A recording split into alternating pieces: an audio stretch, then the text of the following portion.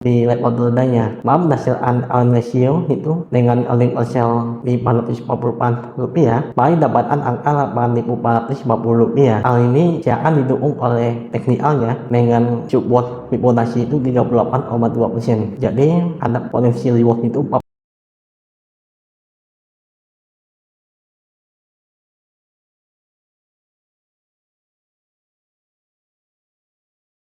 halo semuanya, kembali bersama saya, Nabi Jaya. Pada kesempatan kali ini saya akan melakukan review kinerja dari Bank Sentral Asia dengan kondisi saham BBCA untuk kinerja kuartal 4 tahun 2024 dan juga nanti akan membahas bagaimana fundamentalnya serta dicoba untuk menghitung harga wajar sahamnya. Total aset BBCA kuartal 4 2024 menumbuh 2,9% secara year-on-year atau 1,1% secara kuartalan menjadi Rp1.459 dengan pertumbuhan penjualan kredit sebesar 13,8% secara year-on-year dan 5,1% secara kuartalan menjadi Rp922 dengan komposisi dalam segmen operasi sebesar 46,3%, Ansama 24,3%, komersial 15,4% dan UAM yang paling kecil 13,6%. Pendanaan syariah berkontribusi sekitar 11,6% ya terhadap total penjualan kredit BBCA dengan pertumbuhan 14,9%. Pinjaman segmen operasi naik 15,7% secara year-on-year dengan komposisi pinjaman investasi naik menjadi 65% yang pada periode 2023 sebesar 82%. Untuk penjualan kredit terhadap segmen operasi, komposisi pinjaman investasi yang lebih besar menunjukkan pendapatan yang relatif lebih stabil ya dari sudut pandang bank karena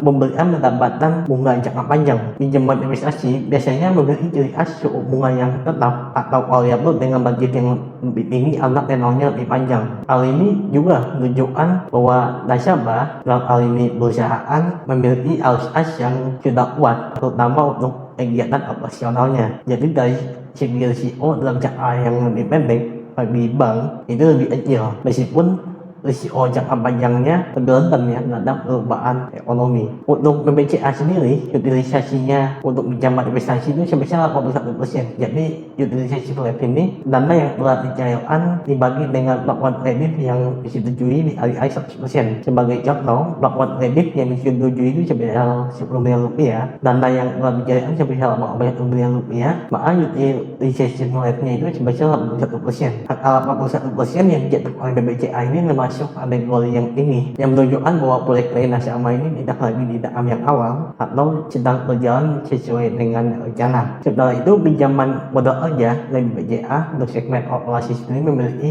utilization rate 56%. Sementara itu untuk pertumbuhan penjualan kredit BBCA untuk segmen UAM sebesar 14,8% dan angka ini di atas dari rata-rata industri yang hingga Oktober 2024 sebesar 5,3%. Perbandingan ini mengekspresikan level mikro ya, karena penjualan kredit dari BCA ini tidak menyasar segmen mikro. Utilization rate untuk segmen UAM ini sebesar 64% yang masuk kategori menengah. Jadi kalau tadi segmen operasi itu di atas 50% itu termasuk yang tinggi. Dalam 3 tahun jumlah nasabah untuk segmen UAM itu bertambah 50% dari 63.000 nasabah pada akhir 2021 menjadi 90.000 nasabah pada 2024 akhir. Untuk penjualan kredit BCA untuk segmen customer sebesar 12,4% dengan rincian untuk APL bertumbuh sebesar 11,2%, kredit kendaraan bertumbuh sebesar 14,8% dan personal loan sebesar 12,8%. Pendapatan pertumbuhan kredit kendaraan bermotor dari BBCA pada tahun ini sejalan dengan rata industri yang juga mengalami pendapatan pertumbuhan yang sebesar 11% hingga kuartal 3 2024. Meskipun suku bunga sepanjang 2024 yang tinggi dan menjadi pergantian kredit serta menurunnya daya beli masyarakat, BBCA masih bisa konsisten mempertahankan angka kredit baru atau new booking yang lebih tinggi daripada run-off-nya ya untuk kredit kendaraan bermotor ini. Loan at risk menurut 11% secara year-on-year dari 53,4 triliun menjadi 47,5 triliun rupiah dengan allowance kebijakan 43,5% menjadi 11,9 triliun rupiah. Sedangkan special mention dan NPL naik masing-masing sebesar 10,4% dan 10,6%, dan segmen yang menyumbang NPL terbesar datang dari segmen operasi ya, yang sebesar 40,2%. Hal ini yang mengejutkan karena tadi segmen operasi merupakan segmen yang berkontribusi paling besar dalam total penjualan kredit dari BCA. Rasio NPL BCA secara keseluruhan berulang 10 basis point year-on-year dari 1,9% menjadi 1,8%, meskipun sempat di atas 2% ya pada pertengahan 2024 pada kuartal 2 dan kuartal 3. Dan Nami Akademika naik 2,9% secara year-on-year dari 1.100,7 triliun rupiah menjadi 1.133,6 triliun rupiah, dengan jasa atau dana murah meningkat 4,4% secara year-on-year menjadi 924 triliun. Hal ini outpace dengan deposito yang berulang 3,4% menjadi 209,6 triliun rupiah. Hal ini membuat rasio jasa menjadi sebesar 81,5%, naik 120 basis point dibandingkan capaian kuartal 4 2023. Dari laporan laba ruginya,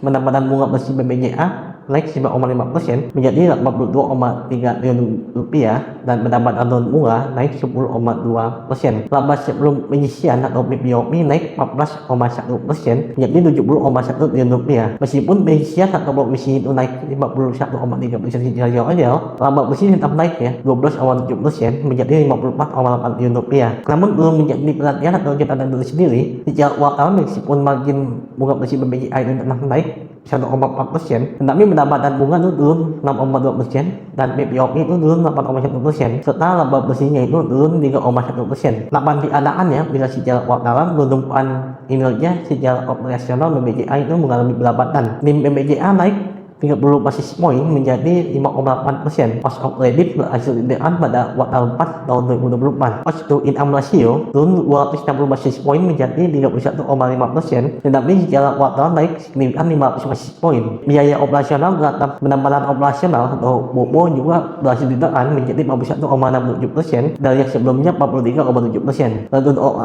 aset naik 30 basis point menjadi 3,9%, dan untung bank dengan aset yang sebesar BBCA ini LOA di atas 20% sudah bagus. Return on equity BBJA naik 110 basis point menjadi 24,6%, dan loan to deposit ratio naik signifikan ya menjadi 78,4% dari yang sebelumnya 70,2%. Angka ini masih dalam rentang yang wajar di rentang 70-90%. Di tahun sebelumnya BBCA itu jangan konservatif untuk rasio ini. NPL gross turun 10 basis point menjadi 1,4%, sedangkan NPL net naik 1 basis point menjadi 0,59%. Rasio aset bermasalah dalam total asetnya juga mengalami kenaikan. Dikutip dari laman investor.id, BBCA sendiri menargetkan net interest margin pada 2025 menjadi 5,7 hingga 5,8%. Angka ini cukup konservatif ya, sama dengan capaian pada tahun 2024 yang lalu. Hal ini sama dengan BPNI yang telah dibahas pada video sebelumnya. BPA juga menargetkan NIM yang bahkan lebih rendah dibandingkan dengan capaian 2024. Pertumbuhan penyaluran kredit yang di atas rata-rata industri. Di sini ada pinjaman industri dan pinjaman investasi industri seperti yang telah dibahas sebelumnya, dan return on asset yang di atas 3%, serta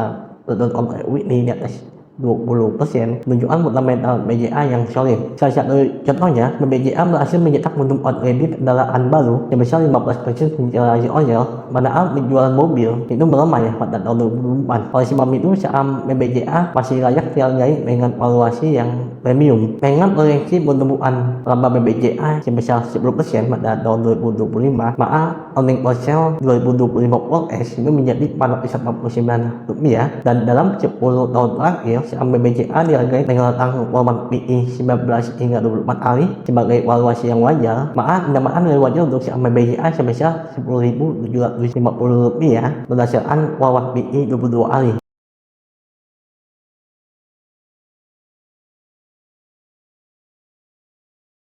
Penggunaan earn ratio dari wajarnya itu bersama dengan rata-rata rasio PE 23 hingga 24 kali dialihkan dengan earning per share BBJA Rp444 menjadi Rp10.675. Angka ini masih di bawah rata-rata konsensus analis dengan target price itu di sekitar Rp11.750 hingga Rp11.850, dan proyeksi earning per share pada 2025 itu di sekitar Rp483. Dan sebagai perbandingan, saat market price tahun 2020 yang lalu, rasio BBJA itu di angka 19 kali yang di level terendahnya. Berdasarkan earn ratio itu dengan earning per share di Rp444, maka dapatkan angka Rp8.450. Hal ini akan didukung oleh teknikalnya dengan support Fibonacci itu 38,2%. Jadi ada potensi reward itu 14,5% dan risiko yang relatif lebih terjaga di 9,5%. Sekian review ilmunya untuk kuartal 4 2024 dari BCA, dan juga tadi telah dibahas bagaimana fundamental dan telah dicoba untuk hitung dari wajar sahamnya. Semoga isi ini bermanfaat bagi kita semua.